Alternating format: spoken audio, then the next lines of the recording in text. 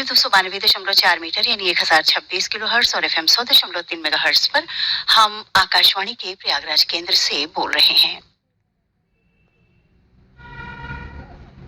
शिक्षा व्यक्ति में आत्मविश्वास भरती है, कठिन से कठिन परिस्थितियों का डटकर मुकाबला करने की शक्ति प्रदान करती है।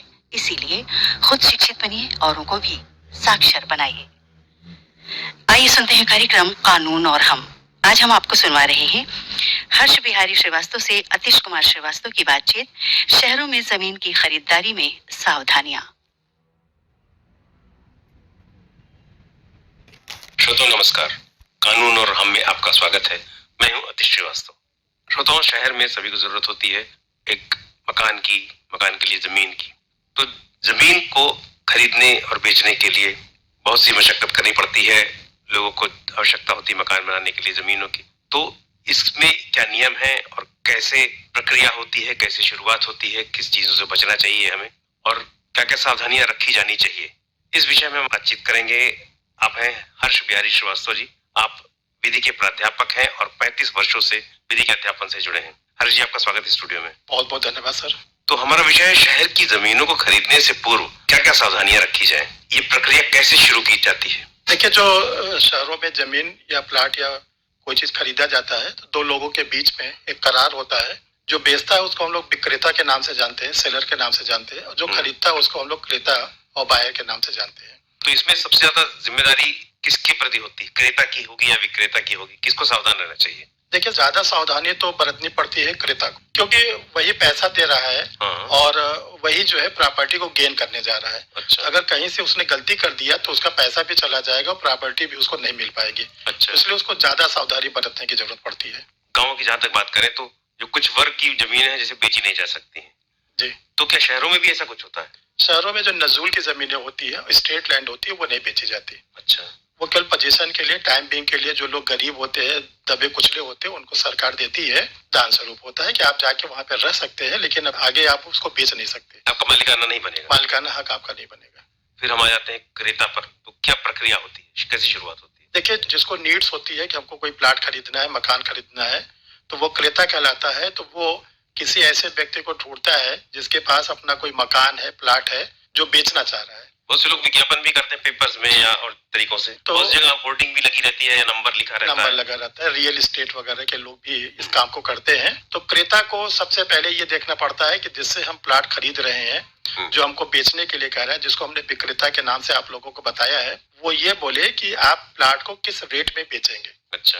सबसे पहले उन दोनों के बीच में टर्म्स एंड कंडीशन फाइनल हो जानी चाहिए कि कितना एडवांस देना है, कितना रिमेनिंग देना है, कितना रजिस्ट्री वाले दिन देना है, कितने पैरामीटर का वो प्लाट हमको बेचेगा। विक्रेता की जेन्युइननेस कैसे चेक होती? तो अब क्या होता है कि जब अगर विक्रेता ने हमको बता दिया कि ये हमारा मकान है, हम इतने रुपए में बेचेंगे, इतना एडवांस लेंगे, इतना रजिस्ट्री के दिन लेंगे, तो उसको हम लोग क्या करते हैं, एग्रीमेंट कराना पड़ता है। ये जो एग्रीमेंट होता है मिनिमम 100 रुपीज के स्टैम्प ड्यूटीज पर होता है और इसको रजिस्टर कराना पड़ता है नोटरी के द्वारा।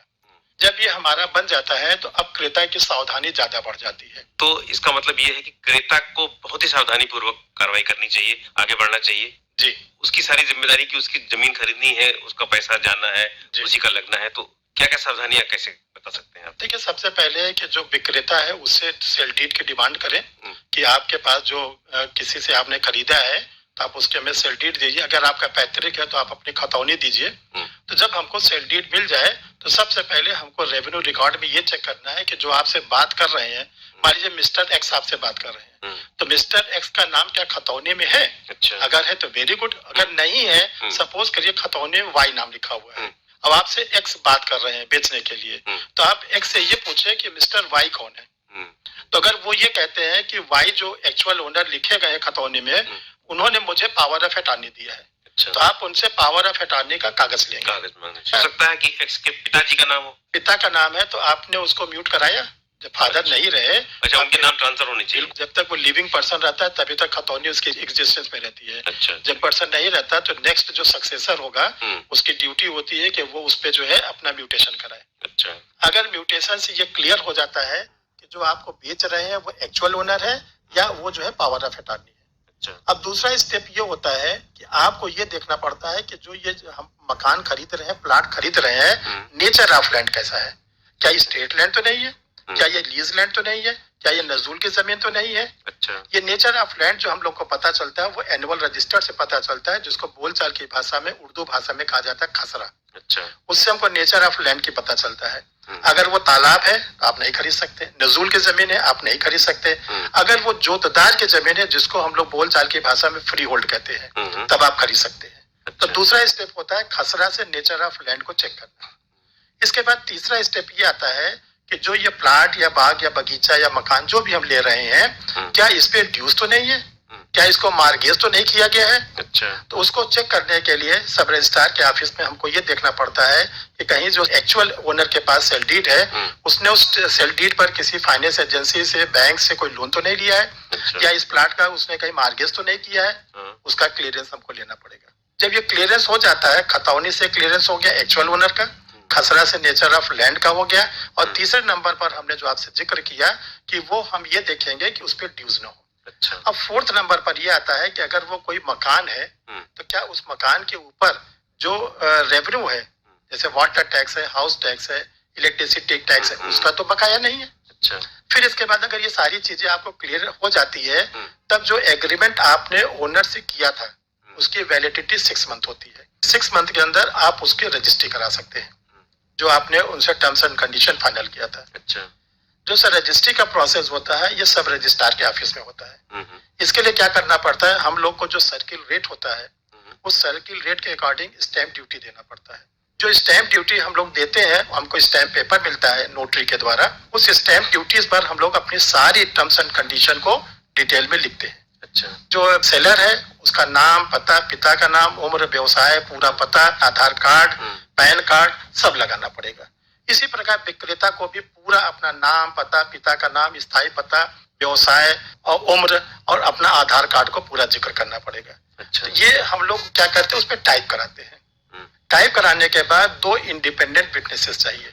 अच्छा। 2 इंडिपेंडेंट विटनेसेस का मतलब ये होता है कि वो अटेस्टेशन करे कि हम विक्रेता को जानते हैं, वो दूसरा वाला करे कि मैं क्रेता को जानता हूँ। जी। जब ये सर प्रोसेस पूरा हो जाता है, फिर उसका इंस्ट्रूमेंट तैयार होता है। जो इंस्ट्रूमेंट तैयार हो जाता है, ऑनलाइन उसको हम लोग को सब रजिस्ट्रार के पोर्टल पर लोड करना पड़ता है।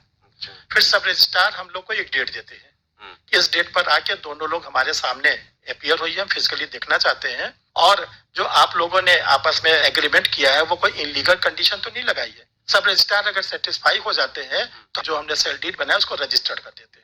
अच्छा, तो रजिस्टर्ड से पहले क्या पेमेंट करना है पार्टीज को, एक दूसरे को पेमेंट हो जाना चाहिए रजिस्टर से पहले? देखिए, इसमें अब ये कहा गया है कि जो भी पेमेंट होगा वो पैन कार्ड के थ्रू होगा। हाँ। पहले लोग ये कहते थे मुझे पैसा मिल गया है और ये मैं 20% चेक दे रहा हूँ। अब ये सिस्टम बदल गया। अब ये कहा गया जो भी ट्रांजेक्शन आप करेंगे वो ऑनलाइन करेंगे और ऐसे अकाउंट से करेंगे जो पैन से जुड़ा हुआ अकाउंट हो, ताकि इसमें घपला न होने पाए। मतलब सब क्लियर हो जाता है कितना पैसा कहाँ ट्रांसफर हुआ है। देने वाले का भी अकाउंट से पता होना चाहिए किस अकाउंट से वो दे रहा है, और पाने वाले को मालूम हो जाए किस अकाउंट में वो पैसा पा रहा है। अच्छा, जो ई स्टैम्प एक हमने सुना था, तो ऐसा भी होता है कुछ? जी सर, ई स्टैम्प का मतलब ये होता है कि आप प्रेजेंट टाइम में आप ऑनलाइन ही स्टैम्प को परचेज कर सकते हैं। आप उसी पे फिलिंग विलिंग जो जी सर, आप टाइप किया जाता है। जी, अब आपको जो है नोटरी के पास पर्सनली जाने की जरूरत नहीं है। आप उतना जो है नेट पर पैसा जमा कर देंगे तो आपको इलेक्ट्रॉनिक स्टैम्प मिल जाएगा।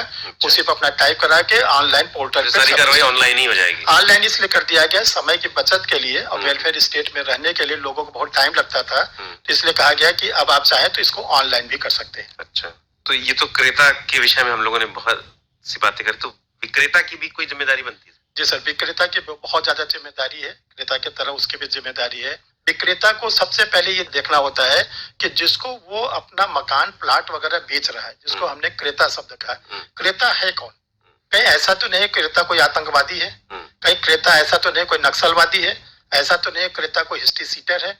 यानी कि जहां पर हम अपना मकान बेच रहे हैं वहां के आसपास के जो पड़ोस के लोग हैं उनका जीवन दूभर हो जाएगा। अगर ये बैड एलिमेंट टाइप का व्यक्ति वहां पे जाके रहेगा तो उसका जीवन दूभर हो जाएगा। तो विक्रेता की भी ड्यूटी दी गई है कि आप ऐसे साफ सुथरे व्यक्ति को बेचें जो आपराधिक प्रवृत्ति का न हो। तो कहाँ से पता लगे? पुलिस के पास जाना पड़ेगा? आप अगर चाहें तो उसकी जो है case history concern police station से ले सकते हैं, आपको आराम से मिल जाएगा। अच्छा। जो क्रेता है उससे पूछ लीजिए कि आपका मूल निवास स्थान का, आप किस थाने के अंतर्गत आते हैं। अच्छा। उस थाने से आप पुलिस से एक रिकॉर्ड मांग सकते हैं, ये नामक व्यक्ति है, इसका कोई केस हिस्ट्री तो नहीं है। आधार कार्ड काम आ सकता है इसमें? आधार कार्ड तो सर लगेगा ही, बिना आधार कार्ड के, पैन कार्ड के तो नहीं, आधार कार्ड से कोई चेकिंग नहीं हो जाती कि आदमी कैसा है? बिल्कुल सर, पता चल जाता है। तो हर्ष जी, क्रेता विक्रेता सबकी बात हमने कर ली, तो क्या जिस दिन रजिस्ट्री हो गई तो क्या हमारी जमीन जो हमने ली या मकान हमने लिया तो क्या हम उसके मालिक हो गए? सर देखिए, ये बहुत ही कंफ्यूजिंग का क्वेश्चन होता है। लोग सोचते हैं कि आज हमने प्लाट खरीद लिया, बाग खरीद लिया,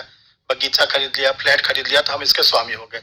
एक्चुअल में आप स्वामी नहीं हुए, केवल आप कब्जाधारी हुए हैं। अच्छा। जो स्वामी होता है उसके लिए हमको म्यूटेशन का प्रोसेस को अडॉप्ट करना पड़ता है, जिसको हम लोग हिंदी में नामांतरण कहते हैं, उर्दू भाषा में दाखिल खारिज कहते अच्छा, नामांतरण मतलब खतौनी से नाम एक का हटे दूसरे का एंट्री करे। खसरा खतौनी आजकल कंप्यूटराइज हो गई, ये भी कंप्यूटराइज्ड हो गई है, लेकिन आपको खतौनी के लिए एक सूट फाइल करना पड़ता है। अच्छा। किसके अगेंस्ट? विक्रेता के अगेंस्ट। ये तहसीलदार के कोर्ट में होता है। अच्छा। वहां पे हम विक्रेता को पार्टी बनाते हैं, हम ये लिखते हैं विक्रेता ने मुझे ये प्लाट बेच दिया है, मकान बेच दिया है, मैंने इसकी रजिस्ट्री करा ली है। अगर कोई किसी को कोई आपत्ति हो तो 35 दिन के अंदर अपना ऑब्जेक्शन फाइल करें।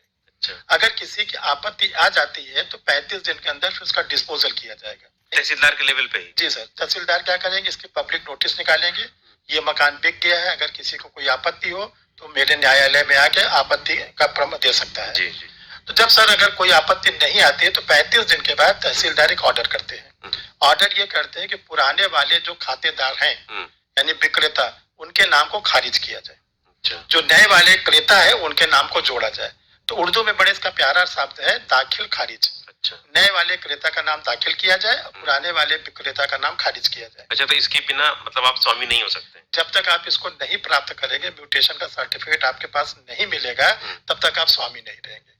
आप कल कब्जाधारी रहेंगे। अब विक्रेता फिर किसी दूसरे को बेच रहा है, तीसरे को बेच रहा है, तो वही लेकर आज शहरों में जो है बहुत ज्यादा हड़कंप मचा हुआ है कि बहुत से फ्रॉड हो रहे हैं। जी सर, बहुत फ्रॉड हो रहे हैं। तो आपको क्या करना है कि म्यूटेशन को जरूर कराना है। आम जनता म्यूटेशन नहीं कराता, तो इसके लिए जब आप कभी कोई प्लाट, बाग, बगीचा खरीदें तो हम ये कहना चाहेंगे एक अधिवक्ता से आप जरूर संपर्क कर लें। वो अपनी लीगल फीस लेंगे, लेकिन आपकी सारी समस्या को दूर कर देंगे। आपके सारे चेकिंग जो होगी, आप अकेले कहाँ कहाँ चेक करेंगे, तो एक अधिवक्ता जो होते हैं वो आपके जितने भी नीड्स है वो पूरी कर देंगे। तो उससे आपको क्या होगी, संतुष्टि हो जाएगी, फिर आप अपना जो है बेचना खरीदना कर सकते हैं। तो हर्ष जी, बहुत लंबा विषय है और जितनी बात की जाए उस पर कम हो जाएगी। तो आप हमारे स्टूडियो में आए और हमारे श्रोताओं को इतनी महत्वपूर्ण जानकारी दी, उसके लिए बहुत बहुत धन्यवाद। बहुत बहुत धन्यवाद सर। अभी आप सुन रहे थे हर्ष बिहारी श्रीवास्तव से अतीश कुमार श्रीवास्तव की बातचीत, शहरों में जमीन की खरीदारी में सावधानियां। इसी के साथ ही कानून और हम कार्यक्रम अब समाप्त हुआ। मीडियम वेव 292.4 मीटर यानी 1026 किलोहर्ट्ज और FM 100.3 मेगाहर्ट्ज पर ये आकाशवाणी का प्रयागराज केंद्र है।